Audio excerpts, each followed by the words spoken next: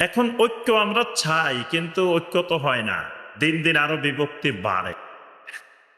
ঐক্যের পরিবর্তে দিন দিন আরো বিভক্তি হয়। তো এই বিভক্তিগুলোর আসলে কারণ কি? কারণগুলো নির্ণয় করতে পারলে, রোগ নির্ণয় করতে পারলে চিকিৎসা সহজ। তাহলে কারণগুলো যদি বের করতে পারি কি কারণে আমাদের মধ্যে বিভক্তি হয়, তাহলে ওই কারণগুলোর দিকে নজর দিলে আমাদের বিভক্তি দূর করে ঐক্যের দিকে আসাটা সহজ এবং সম্ভব হবে ইনশাআল্লাহ। তো এটার অনেক লম্বা আলোচনা, গবেষণার বিষয়, রিসার্চের বিষয়, অনেক বড় বিষয়। তা আমরা অল্প সময়ে এই বিষয়ের উপরে কিছু আলোচনা করার চেষ্টা করব ইনশাআল্লাহ। এবার আসেন, অনৈক্যের কারণ কি, এই বিভক্তির কারণগুলো কি কি? অনেকগুলো কারণ। তন্মধ্যে যারা আহলুল ইলম, যারা এগুলো নিয়ে গবেষণা করেছেন, যারা ফিকির করেছেন, চিন্তা ভাবনা করেছেন, তারা অনেকগুলো কারণ এখানে চিহ্নিত করেছেন, যেই কারণগুলোতে মুসলিমেরা আজকে দলে দলে বিভক্ত হয়ে গেছে। এই কারণগুলো দুই ভাগে বিভক্ত। কিছু কারণ আসবাবে দাখিলিয়া, কিছু আসবাবে খারিজিয়া। কিছু মুসলিমদের আভ্যন্তরীণ কারণে বিভক্তি হয়, আবার কিছু বাহিরের কারণেও মুসলিমদের মধ্যে বিভক্তি ঘটে।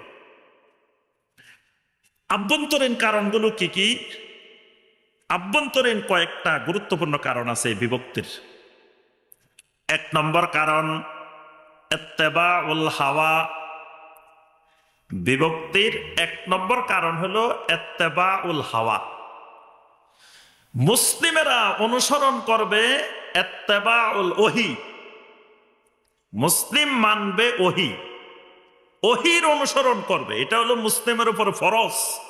কোরআনে কারিমে অনেক জায়গায় আল্লাহ পাক বলছেন, ইত্তাবে মা ইউহা ইলাইকা মির রাব্বিক। আপনার রবের পক্ষ থেকে যে ওহী আসে ওই ওহীর ইত্তেবা করেন। মুসলিম হবে ওহীর অনুসরণকারী, ওহীর ইত্তেবাকারী। তাহলে ওহীর ইত্তেবা মানে কোরআনে কারিম, ওহী। নবী সাল্লাল্লাহু আলাইহি ওয়াসাল্লামের হাদিসও কি ওহী না? ওহী। তাহলে কোরআনে কারিম এবং সহিহ হাদিসের অনুসরণ করা মুসলিমের জন্য ফরজ। ওহীর অনুসরণ করবে। এখন মুসলিম যদি ওহীর অনুসরণ না করে, মুসলিম যদি হাওয়ার অনুসরণ শুরু করে দেয়, হাওয়া মানে বুঝুন তো, হাওয়া মানে মন, হাওয়া মানে প্রবৃত্তি, হাওয়া মানে খেয়াল খুশি। ওহী কি বলে সেদিকে তাকায় না, মন কি বলে সেদিকে তাকায়, মন কি চায়। ওহী বলে ফজরের আজান হয়েছে, ঘুমাই থাকা যাবে না। হাওয়া বলে এই শীতের মধ্যে কষ্ট করে উঠার দরকার নাই, ঘুমাই থাকো। এখন মুসলিম যদি ওহীর অনুসরণ করে ঐক্য হয়ে যাবে, মুসলিম যদি হাওয়ার অনুসরণ করে অনৈক্য হয়ে যাবে। মুসলিম যদি ওহী মানে, এখন সে ঘুম থেকে উঠি মসজিদে চলে আসবো, তাহলে মসজিদে যদি চলে আসে এখানে জামাত কায়েম হবে না কি? তাহলে ঐক্য হয়ে গেল। এখন মুসলিম ওহী মানে না, মুসলিম হাওয়া মানে, হাওয়া মানে ঘুম থেকে উঠলো না, তাহলে একদল মসজিদে নামাজি হয়ে গেছে, আরেক দল বেনামাজি হয়ে গেছে। এবার ঐক্য আছে? কথা কয় না। আবার ঐক্য আছে? তো এই তো বিভক্তি। একদল হয়ে গেছে মুসল্লি, আরেক দল হয়ে গেছে বেনামাজি। এক দলের প্রতিদিন 5 বার ওযু করা লাগে, আরেক দলের এক শুক্রবার একবার ওযু করলে আরেক শুক্রবার পর্যন্ত ওযু লাগে না কি? একদল আছে এই শুক্রবার একবার ওযু করলে আরেক শুক্রবার পর্যন্ত আর ওযু করা, এক সপ্তাহ আর ওযু ভাঙ্গার নিয়ে কোনো টেনশন নাই। আরেক দল ডেইলি 5 বার ওযু করা লাগে, ওযু আছে কিনা সবসময় টেনশনে থাকতে হয়। তাহলে ভাগ দুইটা হয়ে গেছে না? যদি সবগুলো মুসলিম ওহীর ইত্তেবা করতো তাহলে এখানে ভাগ হওয়ার সম্ভাবনা ছিল না। সবাই মুসল্লি, সবাই নামাজি। একদল গান বাজনা থেকে দূরে থাকে, গান বাজনা শুনে না, কারণ আল্লাহ রাব্বুল আলামিন গান বাজনাকে হারাম করে দিয়েছেন। আরেক দলের গান বাজনা ছাড়া চলে না, গান বাজনা ছাড়া সে এক মুহূর্ত থাকতে পারে না। তাহলে একদল হাওয়ার অনুসারী, আরেক দল হলো ওহীর অনুসারী। এই তো বিভক্তি হয়ে গেল। এই মুসলিমের মধ্যে যখন হাওয়ার অনুসারী ঢুকে গেল, এখন মুসলিম আস্তে আস্তে বিভক্ত হওয়া শুরু হয়ে গেল। দেখবেন এই দেশে বলেন, সারা পৃথিবীতে বলেন, কত কুফরি মতবাদ আছে। আচ্ছা, ধর্ম নিরপেক্ষতাবাদ এটা কি কুফরি না এটা ইসলামী? হ্যাঁ, কি ইসলামী ধর্ম নিরপেক্ষতাবাদ আছে? ধর্ম নিরপেক্ষতাবাদ মানে কি? কুফরি। সমাজতন্ত্র কুফরি। পশ্চিমা যে স্টাইলের গণতন্ত্র, মুসলিম দেশে গণতন্ত্র কি? এটাও কুফরি। তারপরে জাতীয়তাবাদ, এটাও মনে হয় ইসলামী। হ্যাঁ, কথা কয়নি। এগুলো নিয়ে মনে হয় সন্দেহ আছে, এই জন্য কথা কইতেছে না। কয় না এগুলো মনে হয় ইসলামী। কি এগুলো ইসলামী? তা এগুলো কি? কুফরি। তাহলে যারা এগুলা মানে এদের সংখ্যা বেশি না কম? এদের সংখ্যাই তো মুসলিমদের মধ্যে বেশি। তাহলে এরা হলো হাওয়ার পূজারী, হাওয়ার অনুসারী। এখন দেশের সমস্ত মুসলিম যদি ওহির কাছে ফিরে আসতো, ওহির অনুসারী হইতো, মুসলিমদের মধ্যে ওই এত বিভক্তি ঘটতো না।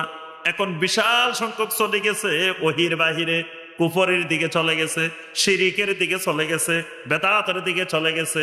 তার হাওয়াকে রব বানায় ফেলছে, মাবুদ বানায় ফেলছে। আল্লাহ পাক কোরআনে কারিমে বলছেন হাওয়াও মাবুদ হয়ে যায়। আফারাআইতা মানিত্তাখাযা ইলাহাহু হাওয়াহু, ওই মানুষটাকে কি আপনি দেখছেন যে মানুষটা তার হাওয়াকে, তার প্রবৃত্তিকে, তার মনকে মাবুদ বানায় ফেলছে? তাহলে যখন মানুষ হাওয়ার পূজারী হয়ে যায়, মনের পূজারী হয়ে যায়, তখন মন তার হাওয়া তার মাবুদ হয়ে যায়।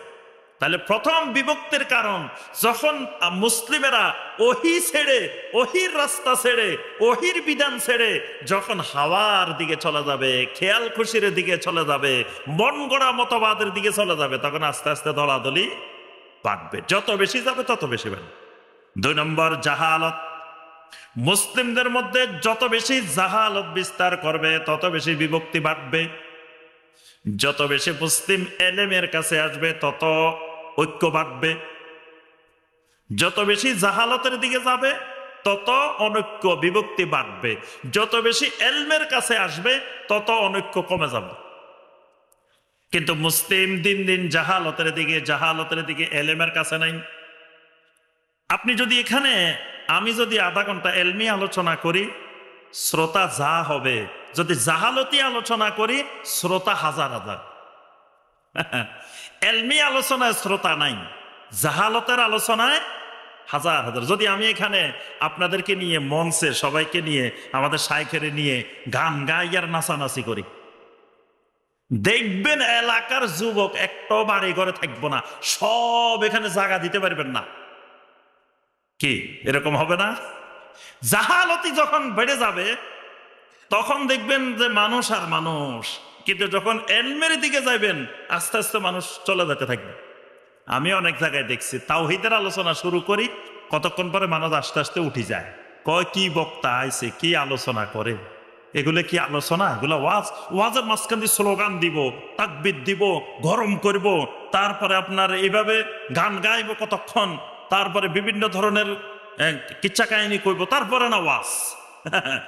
তাহলে বোঝা গেল জাহালত যত বাড়ে মুসলিমের অনৈক্য তত বাড়ে। যত এলমের কাছে আসবে, আজকে মুসলিমেরা ওলামায়ে কেরাম থেকে দূরে, এলেম থেকে দূরে, এলেম থেকে অনেক দূরে। আলেম চিনে না, ওই রাস্তার পাশে ওষুধ বেচে এদেরকে চিনে, কিন্তু ডাক্তার চিনে না, ওলামায়ে কেরাম চিনে না। আপনি 10 জন আলেমের নাম জিজ্ঞেস করেন, এই এলাকায় ঘুরে ঘুরে আলেম বলতে পারবে না। ওই যারা ওষুধ বেচে রাস্তার পাশে, ক্যানভাসার, এদেরকে চিনে, এদেরকে আলেম মনে করি বসে থাকে। তাহলে মুসলিমের মধ্যে জাহালত বেড়ে গেছে। এই জাহালত যত বাড়বে তত অনৈক্য, বিভক্তি বাড়বে। 3 নম্বর কারণ আল গুলু আল ইফরাত। যত বেশি সীমালঙ্ঘন বাড়বে, ইফরাত বাড়বে, বাড়াবাড়ি বাড়বে, তত বেশি বিভক্তি বাড়বে। অসংখ্য মানুষ নবী সাল্লাল্লাহু আলাইহি সাল্লামের ব্যাপারে সীমা লঙ্ঘন করছে, গুলু করছে। আমরাও মাটির তৈরি, রাসূলও মাটির তৈরিতে কেমনে হয়? রাসূলের সম্মান বাড়াইতে হইব, তাহলে রাসূল নূরের তৈরি। রাসূলকে আমাদের দিন সাক্ষী দিবেন, তা রাসূল যদি হাজির নাজির না থাকে সাক্ষী কেমনে দিবেন? এই যে দেখেন সীমা লঙ্ঘন করতে করতে করতে করতে আস্তে আস্তে বিভক্তি বাড়াইছে। এগুলো সীমা লঙ্ঘনের ফসল। 4 নম্বর কোরআন এবং সুন্নাহর ব্যাখ্যা যখন নিজের মন গড়া দেওয়া শুরু করবে, সালাফদের ব্যাখ্যা, সাহাবায়ে কেরামের ব্যাখ্যা বাদ দিয়ে নিজেদের মন গড়া ব্যাখ্যা দেওয়া শুরু করবে, এবার আস্তে আস্তে বিভক্তি বাড়তে থাকবে। আমাদের এই ঢাকা বিশ্ববিদ্যালয়ের একজন আপনার আরবি বিভাগের প্রফেসর ছিলেন, মারা গেছেন। তো উনি একদিন আমাদের জাতীয় বিশ্ববিদ্যালয়ের এক সেমিনারে আসছেন, একটা পিএইচডি সেমিনারে। তো উনি কোরআনে কারিমের একটা আয়াত বলছেন আমার সামনে, আমি সাক্ষী। আয়াতটা বলতেছেন, আয়াত এটার অর্থ কোরআনের তাফসিরে লেখা আছে এরকম, কিন্তু আমার কাছে আরেকটা অর্থ আছে যেটা কোনো তাফসিরে নাই। সেটা উনি জানছে কেমনে? আমি কাশফের মাধ্যমে জানতে পারছি। উনি কাশফের মাধ্যমে আয়াত এটার অর্থ আরেকটা জানতে পারছে। তাহলে কাশফের মাধ্যমে উনি যেটা জানছে এটা তো আর কোরআন হাদিসের তাফসিরে কোনো জায়গাত নাই। এখন যখন মুসলিমেরা ওই তাফসির বাদ দিয়ে, সাহাবায়ে কেরামের ব্যাখ্যা বাদ দিয়ে কাশফের মাধ্যমে জানছে, স্বপ্নের মাধ্যমে জানছে, দর্শনের মাধ্যমে জানছে, যুক্তির মাধ্যমে জানছে, এইদিকে যখন চলে যাবে আলোচনা শেষ। তাই যত যাবে, যত বিভক্তির দিকে যাবে, মানে যত এরকম মূল সাহাবায়ে কেরামের সালাফদের মানহাজ ছেড়ে, সালাফদের ব্যাখ্যা ছেড়ে, সালাফদের মতো কোরআন হাদিস না বুঝে যখন নিজেদের ইচ্ছা মতো বোঝা শুরু করবে, এবার বিভক্তি মুসলিম উম্মার মধ্যে কি হবে? বাড়তে থাকবে। 5 নম্বর, কোরআন হাদিসের চাইতে যখন আকলকে প্রাধান্য দিবে, যুক্তিকে প্রাধান্য দিবে, তখন বিভক্তি বাড়বে। তাওহীদ ছেড়ে যখন শিরিকের দিকে, বেদাতের দিকে পা বাড়াবে, আস্তে আস্তে মুসলিমদের মধ্যে বিভক্তি বাড়তে থাকবে। এজন্য মুসলিমদের ঐক্যের সূত্র হলো তাওহীদ। ঐক্যের মূলনীতি, ঐক্যের ফাউন্ডেশন হলো কি? তাওহীদ। শাইখ বিন বাজ রাহিমাহুল্লাহ বলতেন, আল আকিদাতুস সহিহা হিয়া আসলু দীনিল ইসলাম ওয়া আসাসুল মিল্লাহ। মিল্লাতের ফাউন্ডেশন, ইসলামের আসল মূল ভিত্তি হলো আল আকিদাতুস সহিহা, বিশুদ্ধ আকীদা, সহিহ আকীদা। আকীদা যখন বিশুদ্ধ হবে, অটোমেটিক দেখবেন ঐক্য হয়ে যাবে। যখন সব মুসলিম শিরিক ছেড়ে, বেদাত ছেড়ে তাওহীদের দিকে আসবে, তখন আহলুত তাওহীদের অটোমেটিক ঐক্য হয়ে যাবে। যতক্ষণ পর্যন্ত মুসলিম শিরিকের দিকে, বেদাতের দিকে থাকবে, ততক্ষণ পর্যন্ত ঐক্য সম্ভব নয়। কারণ আপনি শিরিককারীর সাথে ঐক্য করবেন কেমনে? দুইজনে মিলে ঐক্য করছেন, কতক্ষণ পরে শিরিককারী যায় মাজারে সাজদা দেয়, আপনি বললেন যে না না এটা শিরিক, তার ঐক্য থাকবো। আর যদি চুপ করে থাকেন তাহলে ঐক্য থাকবে। যদি বলতে না এর মনে চাইছে শিরিক করুক, অসুবিধা নেই, আমার ঐক্য দরকার, তাহলে আর অসুবিধা নেই। এখন এই ঐক্য দিয়ে আপনি এমন এক সমাজ ব্যবস্থা কায়েম করলেন যে সমাজ ব্যবস্থা শিরিক দূর হবে না, বেদাত দূর হবে না, কিন্তু আপনি ক্ষমতায় আছেন। কে এটা কি দিন কায়েম হয়েছে? হ্যাঁ, এটা দিন কায়েম হয় না। দিন কায়েম মানে সমাজ থেকে শিরিক বেদাতের অন্ধকার, জাহালত দূর হবে, জুলুমাত দূর হবে, সেখানে আল্লাহ রাব্বুল আলামিনের তাওহীদ কায়েম হবে, এটার নাম দিন কায়েম। এখন আমি ক্ষমতায় গেলাম, কিন্তু মাজারের জায়গায় মাজার, শিরিকের জায়গায় শিরিক, বেদাতের জায়গায় বিদাত, ওই সবার মতো যার যার মনে যেটা চায় সেটা করুক, আমাদের মধ্যে ঐক্য থাকুক। কি এই ঐক্য সম্ভব? আচ্ছা, দুধে আর সোনা এক জায়গায় একত্রিত করে দিচ্ছেন এক বালতির মধ্যে, তো এই ঐক্য সম্ভব? কইলেন যে অসুবিধা নাই, দুধও থাকুক সোনাও থাকুক, দুটো এক ঐক্য হয়ে যাক, এটা সম্ভব। তাওহীদ আর শিরিক হলো দুধ আর সোনা, এই দুইটা যেমন একসাথে থাকতে পারে না, তাওহীদ আর শিরিকও এক জায়গায় থাকতে পারে না। তো আমি আর আলোচনা দীর্ঘায়িত করবো না। সর্বশেষ 5টা পয়েন্ট, যে আমরা এখন এই বিভক্তি থেকে বাঁচতে হইলে, ঐক্যের দিকে আসতে হইলে কি কি কাজ করলে আমাদের ঐক্য সহজে হয়ে যাবে। 1 নম্বর, আমাদেরকে ফিরে আসতে হবে তাওহীদের দিকে। ঐক্যের 1 নম্বর সূত্র কি? তাওহীদ। শিরিক ছেড়ে, কুফর ছেড়ে, বেদাত ছেড়ে আমাদেরকে তাওহীদের পতাকা তলে আসতে হবে, তাহলে আমাদের ঐক্য সম্ভব, সবাই ঐক্য হয়ে যাব, সবাই আহলুত তাওহীদ। 2 নম্বর, আর রুজু ইলা কিতাবিল্লাহি ওয়া সুন্নাতি রাসূলিহি সাল্লাল্লাহু আলাইহি ওয়াসাল্লাম। সমস্ত আকীদা, সমস্ত আমল নিব আল্লাহর কিতাব থেকে, নবী সাল্লাল্লাহু আলাইহি ওয়াসাল্লামের সুন্নাহ থেকে। এর বাহিরে কাশফ থেকে কোনো আকীদা আমল নিব না, স্বপ্নের থেকে নিব না, যুক্তি থেকে নিব না, কোনো তরিকা থেকে নিব না, কোনো পীরের বানানো ইবাদত নিব না। যা ইবাদত হবে, আকীদা হবে কিতাবুল্লাহ আর সুন্নাতে রাসূলের মধ্যে। এই নীতিতে আসতে হবে। এটা মুসলিম উম্মার ঐক্যের সূত্র। 3 নম্বর, কোরআন হাদিস বুঝতে হবে সালাফদের মানহাজে। নিজেদের মন করা 1400 বছর পরে আসি, এখন ইচ্ছা মতো কোরআন হাদিস বোঝার কোনো সুযোগ নাই। 4 নম্বর, আমরা সবসময় নবী সাল্লাল্লাহু আলাইহি ওয়াসাল্লামের হেদায়েতকে ওয়া খাইরাল হাদিয়ে হাদিয়ু মুহাম্মাদিন সাল্লাল্লাহু আলাইহি ওয়াসাল্লাম, সর্বশ্রেষ্ঠ হেদায়েত, সর্বশ্রেষ্ঠ আদর্শ নবী সাল্লাল্লাহু আলাইহি ওয়াসাল্লামের আদর্শ, এই দিকে ফিরে আসতে হবে, অর্থাৎ বেদাত ছেড়ে সুন্নতের দিকে ফিরে আসতে হবে। 5 নম্বর, সবসময় ওলামায়ে কেরাম থেকে সবকিছু শিখতে হবে। দেখবেন অনেকে ওযু শিখে আলেম থেকে, জিহাদ শিখতে যায় আরেক জায়গায়। তো যে আলেম তোমারও ওযু শিখায়, যে আলেম তোমাকে সালাত শিখায়, যে আলেম তোমাকে সব শিখাইতে পারে, এই আলেম জিহাদ শিখাইতে পারে না। কি এই আলেম জিহাদ শিখাইতে পারে না? তো উনি সব শিখায়, তো জিহাদ শিখার জন্য কেন ওই লুকায়িত লোকদের কাছে, অপরিচিত লোকদের কাছে সেখানে যাওয়া লাগবে? ইসলামের সবকিছু ওলামায়ে কেরাম থেকে নিতে হবে।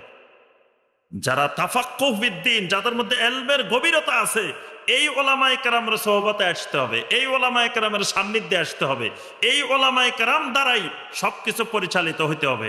তখন আপনার মধ্যে, আমার মধ্যে, সমস্ত মুসলিমের মধ্যে ঐক্য চলে আসবে। আল্লাহ রাব্বুল আলামিন আমাদের মধ্যে মুসলিমদের সকল বিভক্তি অনৈক্যকে দূর করে আল্লাহ পাক আমাদেরকে ঐক্যবদ্ধ হওয়ার তৌফিক দান করুন। আল্লাহ পাক আবার সে আমাদেরকে সাহাবায়ে কেরামের সোনালী যুগে ফিরে যাওয়ার তৌফিক দিন, যেখানে সমস্ত মুসলিম শিরিক বেদাত মুক্ত হয়ে তাওহীদ সুন্নতের পতাকা তলে সমবেত হবে। আল্লাহ পাক এই দৃশ্য আমাদেরকে দেখার তৌফিক দান করুন। আজকের এই মাহফিলকে আল্লাহ পাক কবুল ও মঞ্জুর করে নিন। আমিন ইয়া রাব্বাল আলামিন। আসসালামু আলাইকুম ওয়া রাহমাতুল্লাহি ওয়া বারাকাতুহু।